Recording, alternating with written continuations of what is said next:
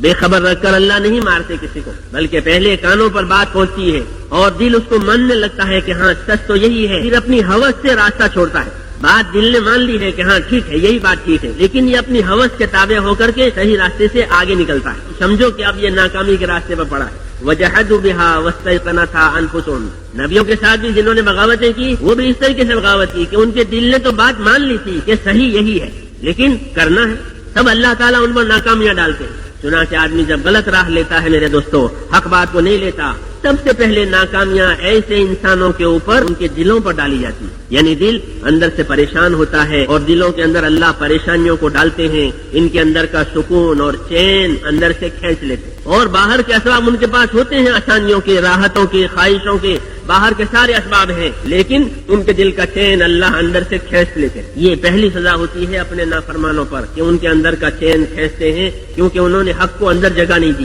ایسے انسانوں کے لیے اندر کی پریشانیاں پہلا اثر اللہ تعالیٰ ڈال کر کے ان کو نامراد بناتے ہیں۔ اس میں اللہ کی ترتیب یہ ہوتی ہے کہ اگر آدمی کروڑ پتی ہے اور پڑا ہے ہوس کے راستے پر، حق کے راستے پر نہیں، تو اس کے دل میں جو پریشانیاں اللہ تعالیٰ بھریں گے وہ بھی کروڑوں والی بھریں گے۔ اس درجے کا آدمی اس درجے کی اس میں پریشانی ڈالیں گے۔ جو لاکھ والا ہے اور پھر ہوس کے راستے پر ہے، اس کی پریشانی لاکھ والے حساب۔ اللہ اپنے فیصلے پر غالب اور قادر ہیں، لوگ جانتے نہیں ہیں، تو لاکھ والے کو لاکھ کے حساب سے، کروڑ والے کو کروڑ کے حساب سے، ملک والے کو ملک کے حساب سے، عہدے والے کو عہدے کے حساب سے، یعنی اس کی حیثیت ہے، اس حیثیت سے اللہ اس کے دل میں پریشانی ڈالیں گے۔ دنیا کے لوگ یہ سمجھیں گے کہ یہ تو بہت خوشحال ہے اور وہ اندر سے پریشان حال ہے۔ دنیا کے لوگ یوں سمجھتے ہیں کہ ان کو کیا ہے، یہ تو بہت خوشحال آدمی ہے، ان کے پاس تو یہ ہے اور وہ ہے، اور اس کو اندر سے پریشانی نے اتنا گھیرا ہے کہ رات کو نیند نہیں آتی۔ بڑے بڑے دنیا دار وہ نیند کی گولیاں کھا کر کے سوتے ہیں۔ انہوں نے خود بتایا